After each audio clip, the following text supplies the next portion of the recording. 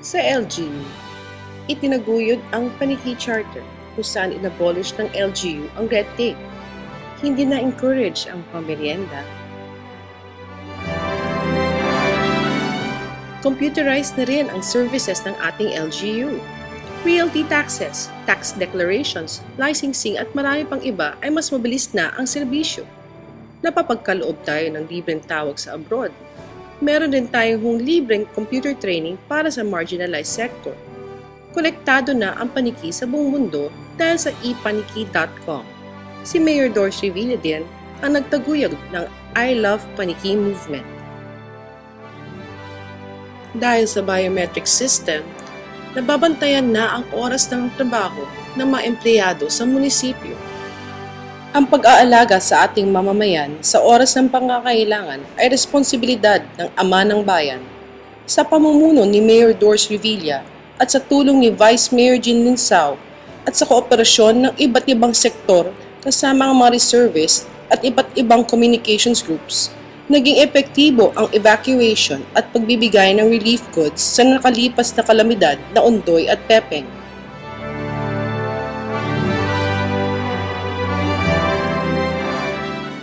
Dahil si Mayor Doris Revilla ay isang atleta, isa sa kanyang maadhikain ang kalakasan. Madalas siya magpaliga sa basketball at madalas din siyang magpa-tournament sa cycling, fun run at marathon kung saan paminsan siya pa ang nangunguna.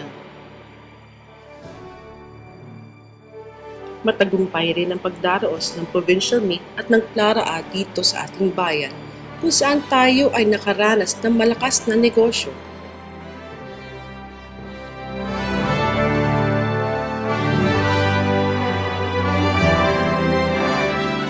Sinusuportahan din ni Mayor Doris Revilla ang ating atleta na nakakapagtimpalak sa national at international events. Aktibong partisipasyon sa mga proyekto para sa mga batang elementarya, Computer Literacy Program, Project Mayor para sa Reading Proficiency, Project Bright Child na nagpapakita ng iba't ibang kagalingan ng mga kabataang Panikenyo.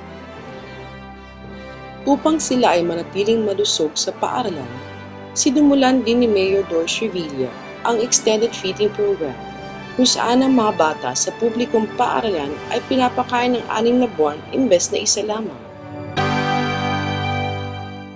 Dahil nakita ng Revilla Administration ang kahalagahan ng kaalaman, sa tulong ng TESDA at kanilang kooperasyon, 500 Panikenyo ngayon ay TESDA certified sa mga vocational courses. Meron na silang alternative livelihood. Ang dati magbubukid ay pwede ngayon maging welder, electrician o mekaniko. Ang dati nagbebenta ng prutas o gulay sa palengke ay pwede na ngayon maging manicurista, reflexologist, massage therapist at marami pang iba.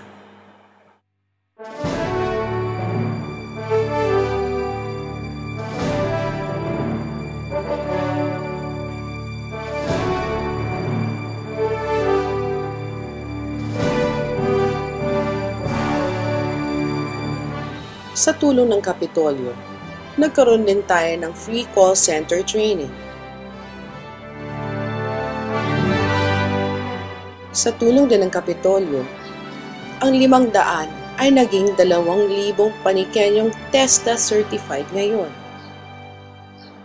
Sinimulan din niya ang Mushroom Culture Project, kung saan ang mga out-of-school youth ay nakakagawa ng iba't ibang produkto tulad ng mushroom tempura, mushroom sisig, mushroom burger, at mushroom show. Nilang mga produkto ay nabebenta ngayon sa isang kiosk sa tabi ng plaza.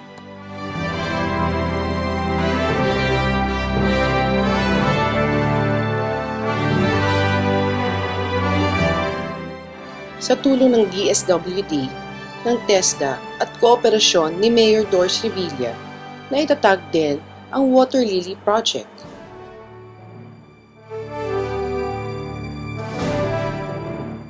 Ang mga kababaihan na dati-rati walang trabaho ay nakakagawa ngayon ng mga produkto tulad ng tsinelas, bag, at sombrero. At dahil sa epaniki.com, nakikita na ang kanilang mga produkto sa buong mundo. Tungo naman sa agrikultura, nagkakaroon tayo palagi ng karagdagang kaalaman para sa mga pagsasaka.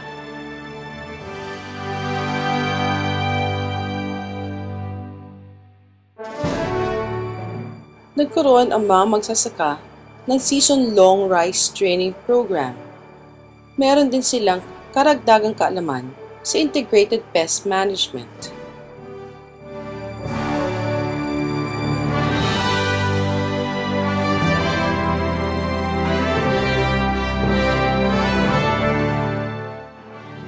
Nagbibigay din ng fertilizer at ng seedlings ang Revilla Administration sa mga magsasaka upang matulungan sila sa kanilang kabuhayan.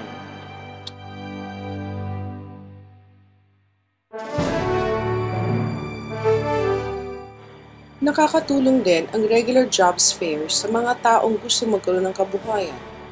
1,000 na ang nabigyan ng trabaho dahil sa jobs fair.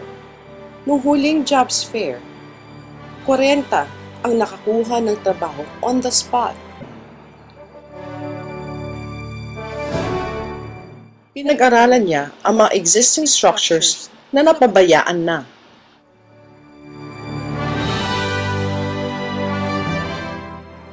Pinagtuunan niya ng pansin ang mga gusaling tungo sa pagseserbisyo ng mga mamamayan ng paniki.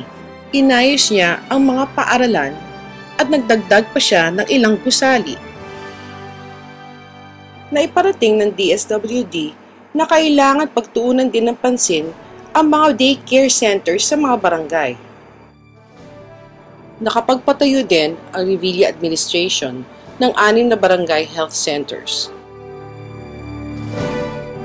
Ang PhilHealth card holders na buntis ay pwede na ngayon manganak ng libre sa ating birthing home.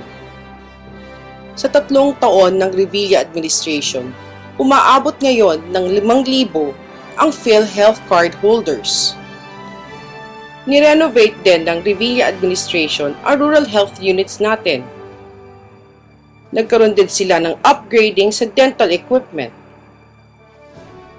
Sa kasalukuyan, kino-computerize na ang RHU1. Dahil dito, mas madali at mas magaling ang serbisyo ng ating rural health centers.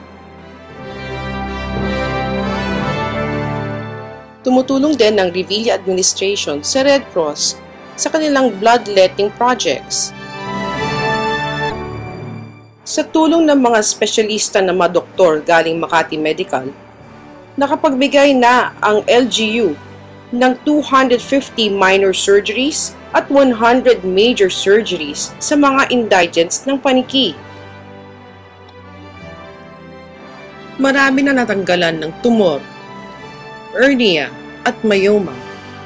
Naipasaayos ni Mayor Doris Revilla ang pagbibigay ng libreng gamot sa mga indigents galing sa munisipyo. Ang mga gamot na ito ay umaabot ngayon ng 3 hanggang 4 na buwan.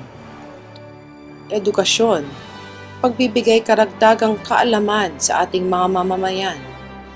Kalusugan, pagbabalik halaga sa ating mga elderly. Pagbibigay ng women empowerment.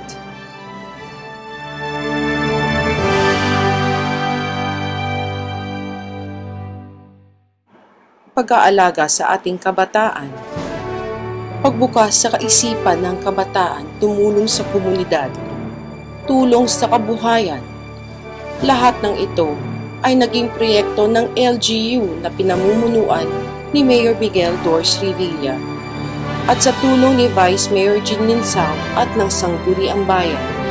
Lahat ng ito ay nagbabalik serbisyo at pag-aalaga at pagrerespeto sa tunay na kayamanan ng paniki. At ang tunay na kayamanan ng paniki ay kayo, ang Panikenyo.